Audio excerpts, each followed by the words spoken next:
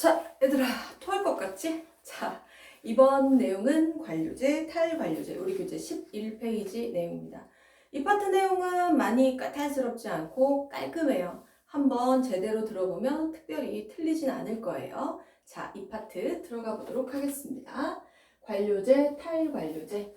자, 먼저 관료제. 관료제라는 단어는 언제 등장을 했냐면 산업사회에 등장을 했습니다. 산업사회에. 자, 산업사회 우리 배웠죠? 산업혁명이 일어난 시기. 대규모 공장들이 가동되고 노동자들이 굉장히 공장에서 면직물 공업 이런 거 해가지고 이런 내용도 배웠죠? 자, 산업사회 때 이제 공장이 점점 이제 수요가 많아지니까 공장이 점점 커지기 시작하는 거예요. 공장이. 공장뿐만 아니라 이거 회사도 점점 인원이 많아지는 거. 막 100명이었던 회사가 막 1000명이 돼가고 이래 가는 거죠.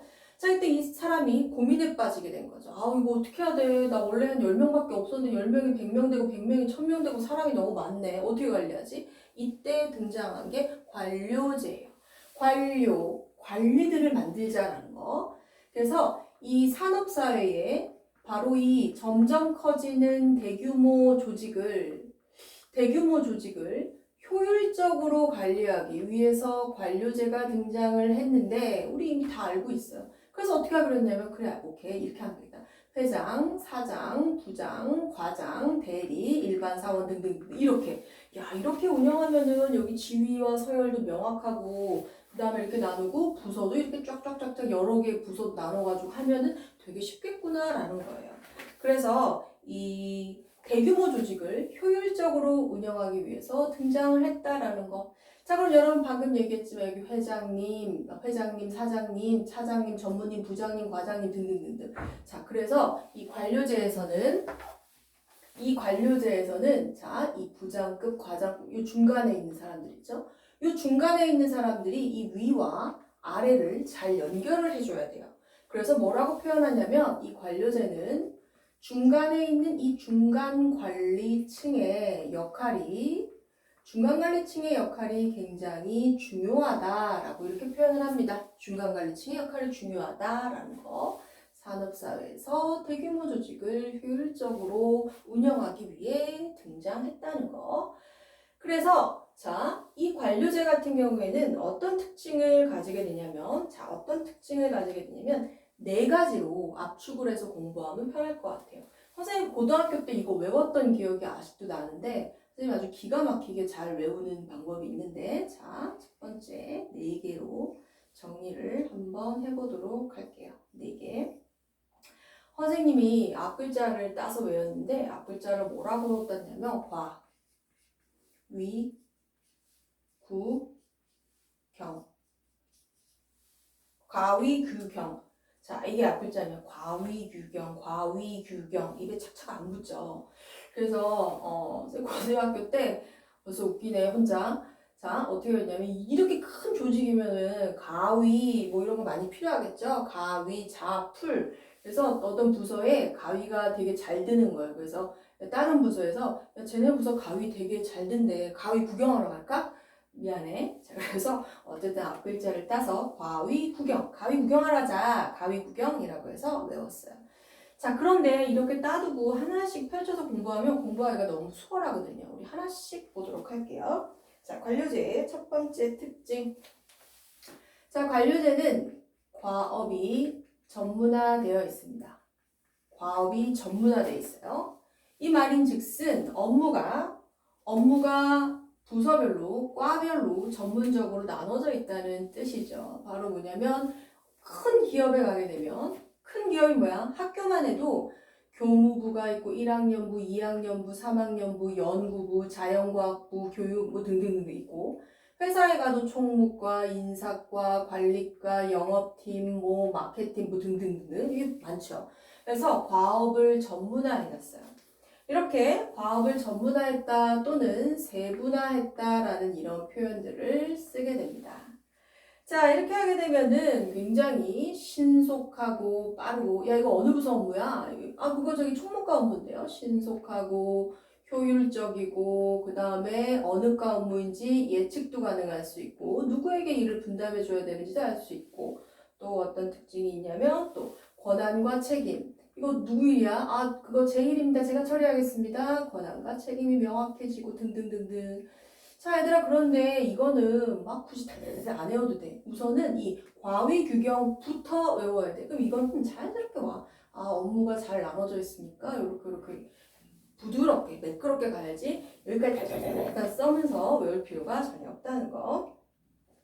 자 그러나 여기서 이제 문제점이 따르는데 이 첫 번째 게 이제 좋은 점이고 두 번째 게 이제 문제점이라고 볼 수 있는데 자 바로 뭐냐면 과업이 전문화되어 있기 때문에 인간의 창의성, 창의적인 요소는 중요하지 않아요. 창의적인 요소는 자 이런 거죠.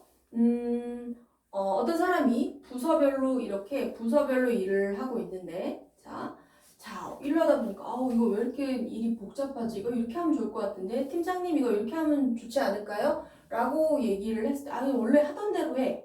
그래서 새로운 방법은 여기서 중요하지 않고 이 과에서 이 업무를 원래 진행하던 방식대로 하기 때문에 어떤 개인의 창의적인 요소는 중시하지 않아요. 관료제는. 그냥 하던 대로 원래대로 쭉 이렇게.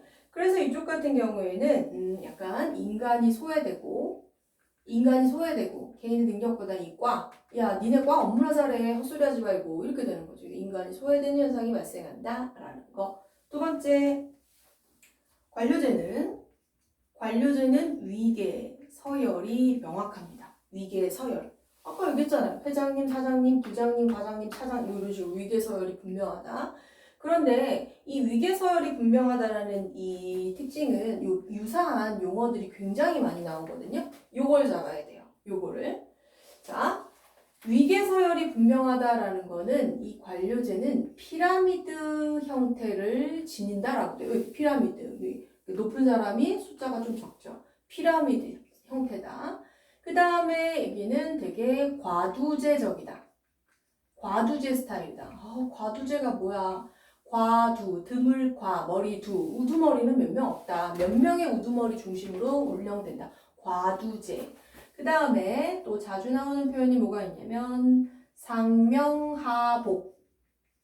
이 스타일은 상부에서 명령하면 하부에서는 복종하는 스타일 또는 상명하달. 상부에서 명령하면 하부에 전달되는 시스템이다 라는 거.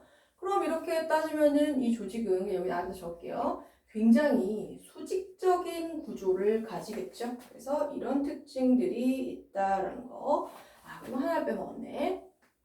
자, 하나는 뭐냐면 자, 방금 얘기했던 거 여기 회장님이 명령하면 아래로 쭉쭉 자, 이번에 이거 만들어 저거 만들어 저거 해 이거 해 쭉쭉 내려오죠. 자, 이거 방향 보세요. 회장님의 명령이 아래쪽으로 쭉쭉 내려오고 있어요. 그리고 이건 방향이 하향일까요? 상향일까요? 이거 하향이라고 해요. 그래서 관료제는 하향식인 구조다라고 이렇게 표현을 하고 있습니다.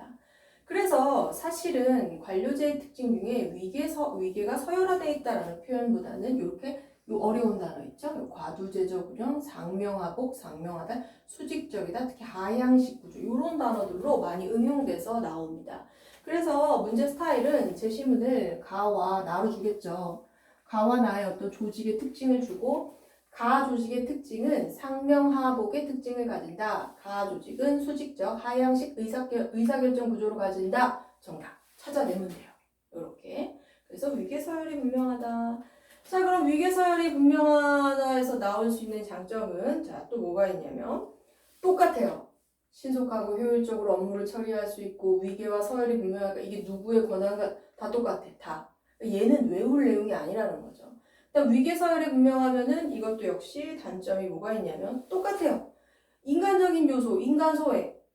말단 대리의 의견이 중요하고 회장님, 사장님 의견이 중요하죠. 그쵸? 회장님, 사장님의 생각이 중요하지 말단 사원의 창의력 같은 건 중요하게 생각하지 않는다는 거. 그래서 여기 장단점은 가볍게 보고 요 선생님이 짚어주는 거 중심으로 잘 나가면 될 것 같아요. 과학의 전문화, 세분화.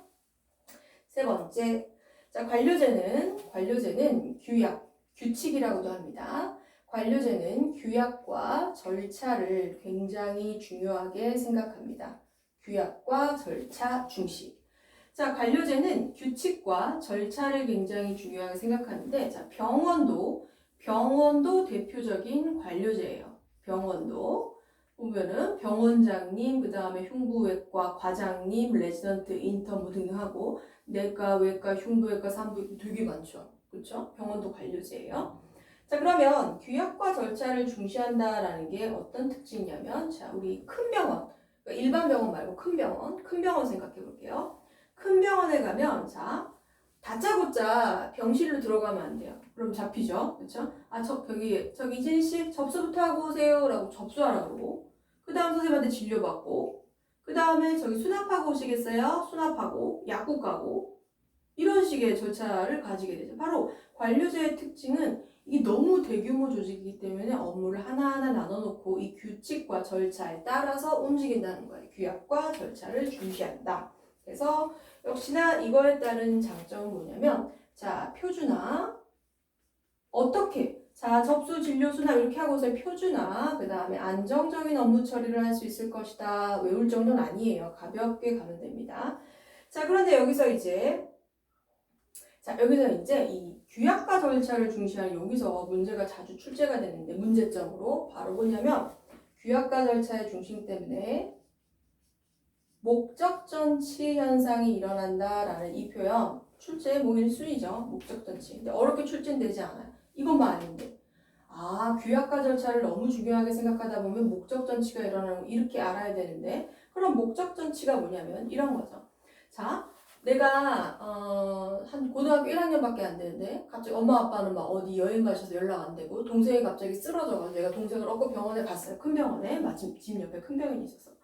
근데 지금 아무것도 없고 돈도 없고 미성년자죠. 근데 병원에 계속 저기 제 동생 많이 아프니까 빨리 저기 진료 좀 해주세요. 근데 아니 저기 우선 보호자한테 빨리 연락해가지고 미성년자잖아요. 막 이런 거. 자, 지금 사람이 애가 죽을 둥 말 둥 막 그러고 있는데 저기 보호자한테 빨리 연락하시고 보호자 뭐 수술해야 되는데 뭐 보호자 동의서 받아야 된다는 또 이렇게. 자, 얘기하고 싶은 요지는 뭐냐면 이런 상황보다도 목적 전치라는 건 자, 병원이 원래 존재하는 목적은 사람의 생명을 구하는 거겠죠? 병원의 원래 목적은. 그리고 이런 절차라는 거는, 이 목적을, 이 절차들, 규약, 이 목적을 달성하기 위한 수단이죠. 이거는.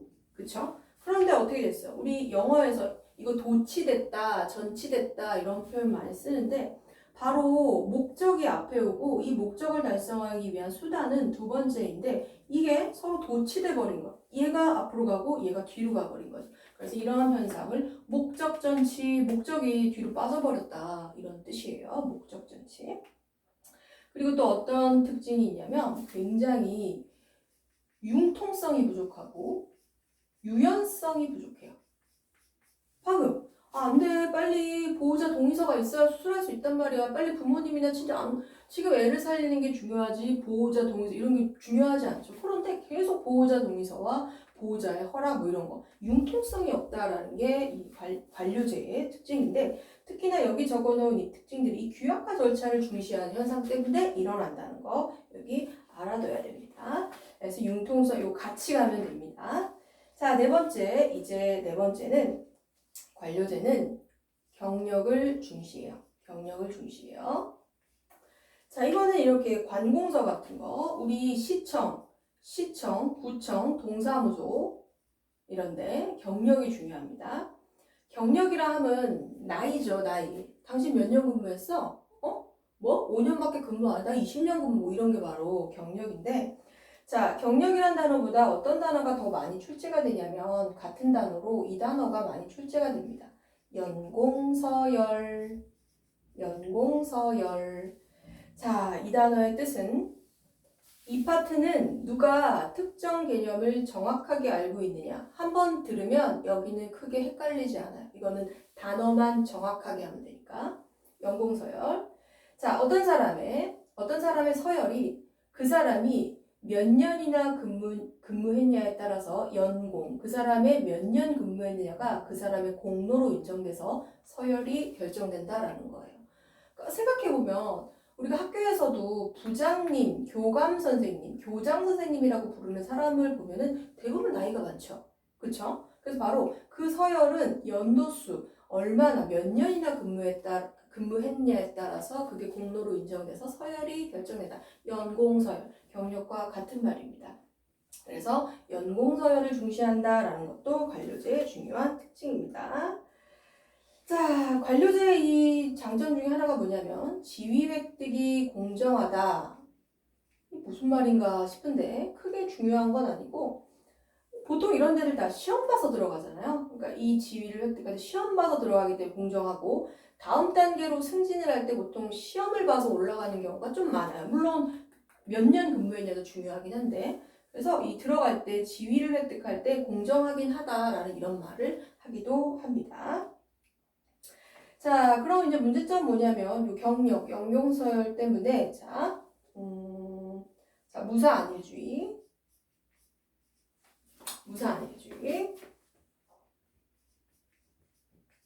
자, 어떤 사람이 굉장히 좋은 아이디어도 있고 막 창의적인 아이디어가 있는데 뭐 어차피 나 지금 1년 차밖에 안 됐는데 괜히 얘기했다가 뭐 또 나만 또 다 시키는 거 아니야? 어차피 몇 년 지나면 과장 달고 한 10년 되면 부장 될 건데 뭐 지금 열심히 일할 필요 있겠어?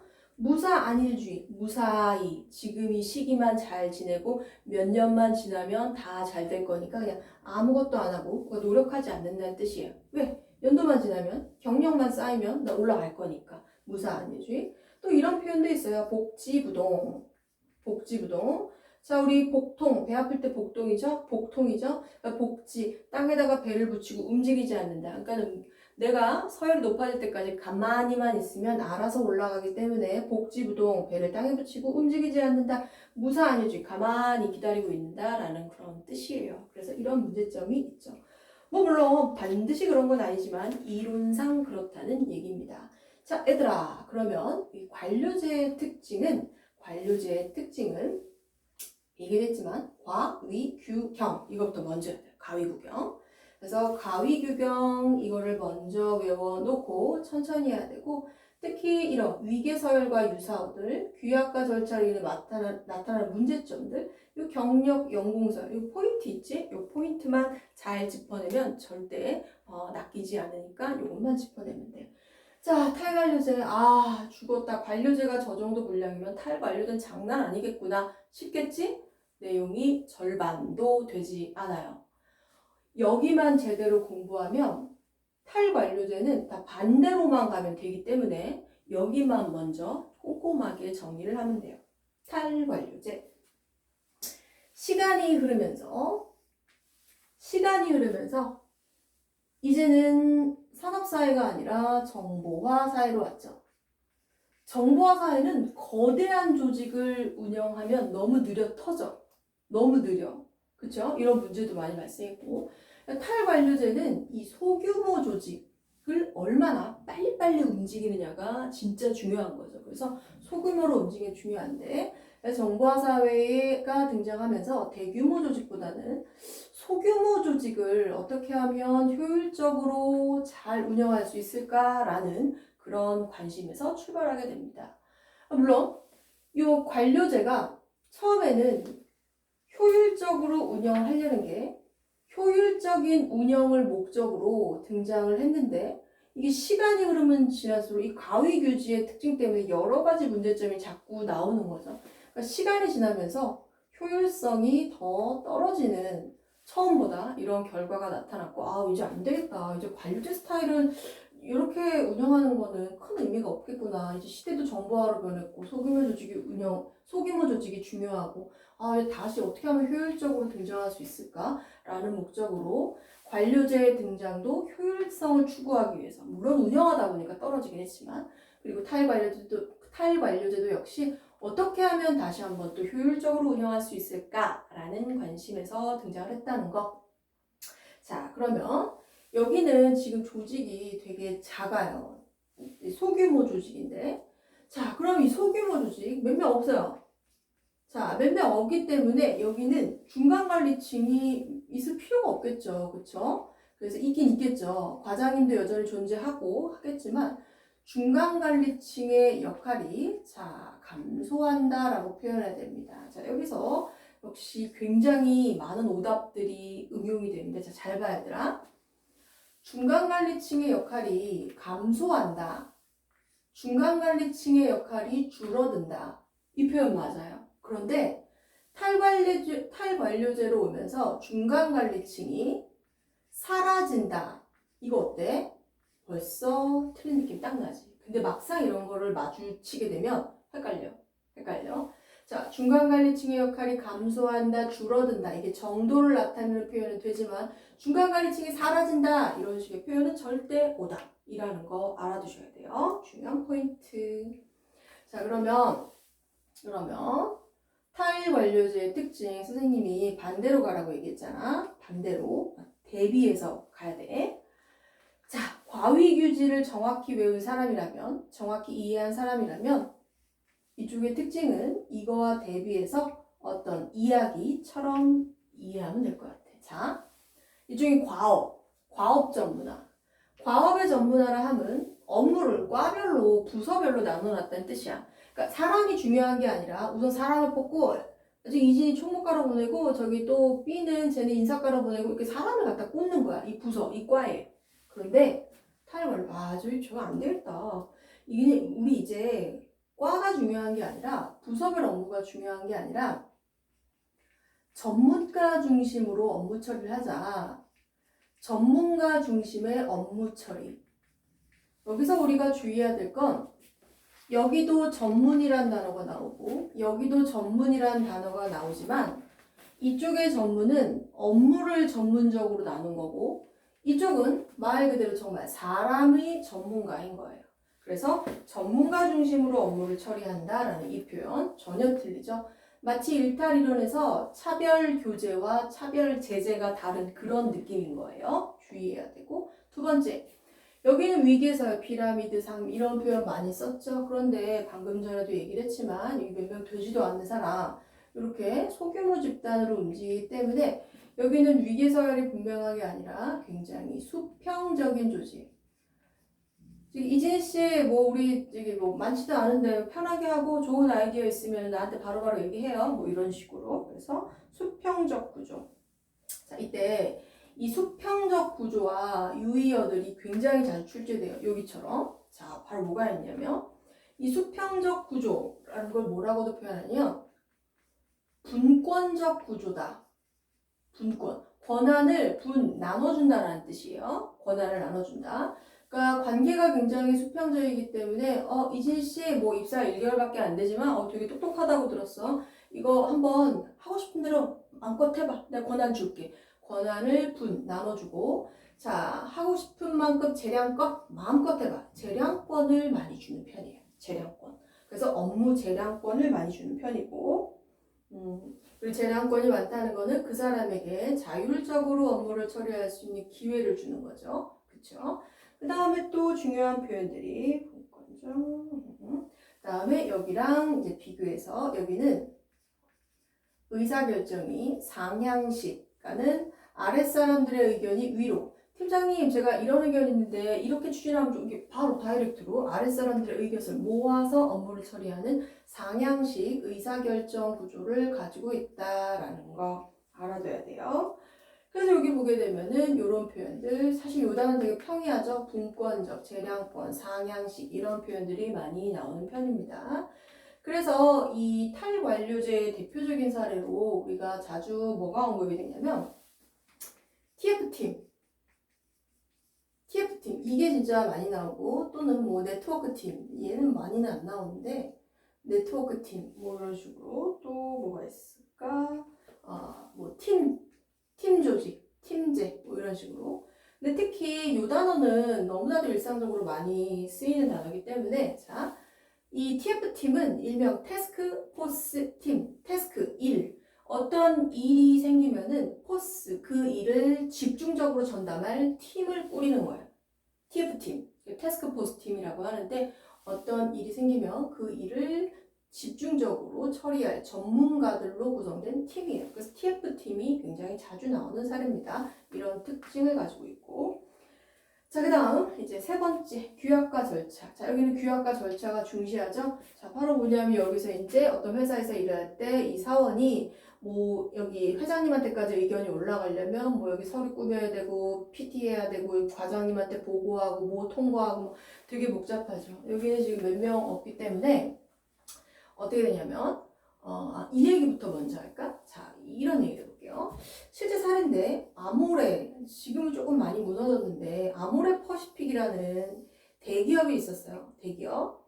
이 대기업에서 중국에서 왜 한때 혐한령이 내려졌잖아요. 한국을 이제 혐오하는. 그래서 이제 혐한령이 이제 생기면서 이 아모레, 이게 특히 화장품을 많이 파는 회사인데 이 직격탄을 맞은 거예요. 그래서 아모레에서 난리가 난 거죠. 갑자기 화장품 매출이 90%로 뚝 떨어지니까. 그래서 이 아모레에서 야 지금 중국에서 혐한령 내려가지고 난리도 아니야. 우리 화장품 매출 90% 떨어지고 자 이거 어떻게 해결할 건지 빨리 그 중국 혐한령 대응하는 TF팀 꾸려!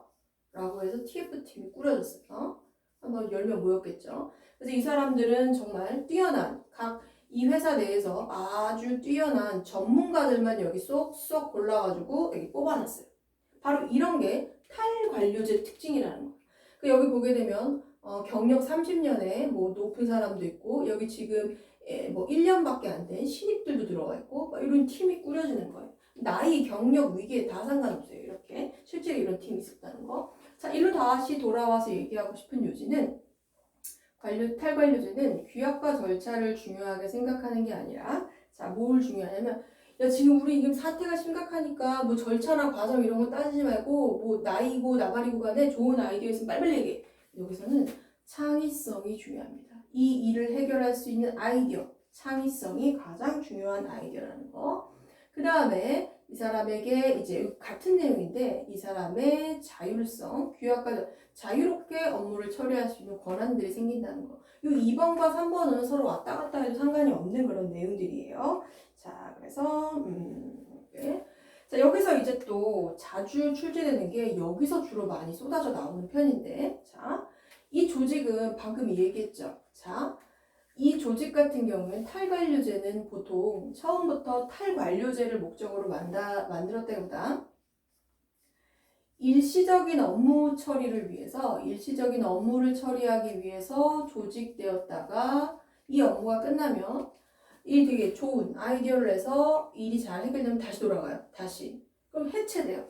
그러니까 필요할 때 만들어졌다가 이제 업무가 끝나면 해체돼요.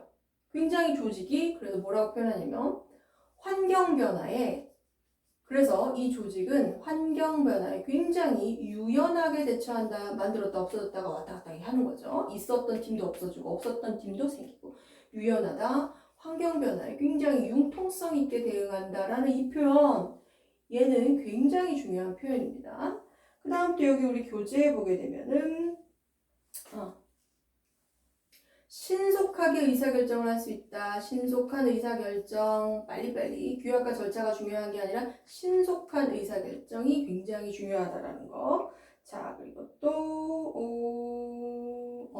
그 다음에 또 출제가 됐던 표현은 현장에 대한 적응력, 적용력, 뭐 다 같은 말이에요. 현장에 대한 적응력이 높다. 왜? 지금 현재 당면한 문제를 빨리 해결하기 위해서 조직된 사람들이기 때문에 실제 현장에서 이 업무 결과를 적용하는데 굉장히 유용하다는 거죠. 아이고 내용이 많네. 적다고 했는데 자 이제 거의 다 왔습니다. 자 그래서 여기 이 표현 여기 이 유연하다, 융통성 있다가 특히 중요한 표현이라고 볼 수 있을 것 같아요. 자 이제 다 왔습니다. 네 번째 자 저긴 경력을 중시하는데 여기는 경력보다는 능력이 중요하겠죠. 전문성이 중요하겠죠. 그렇죠? 여기서는 능력, 전문성이 굉장히 중요하다라는 거. 자, 이제 거의 다 왔습니다. 마지막. 자, 얘들아. 이제 마지막으로 가장 중요한 내용을 하고 넘어갈게요. 자, 여기 가운데다가 이렇게 조금 적어보도록 하겠습니다. 마지막 두 가지 얘기하고 넘어갈게요. 자, 이 둘의 너무나도 다른 것 같은 이 둘은 공통점이 있습니다. 너무 중요하겠죠? 자, 두 가지가 있는데 첫 번째는 이 두 개의 조직이 등장한 이유, 이 두 조직이 등장한 이유, 등장한 배경은 조직을 효율적으로 운영하기 위해서 등장했다는 거. 이게 첫 번째 중요한 포인트예요. 어쨌든 등장은 효율적으로 운영하기 위해서 등장했다라는 게 이 두 조직의 공통점이에요.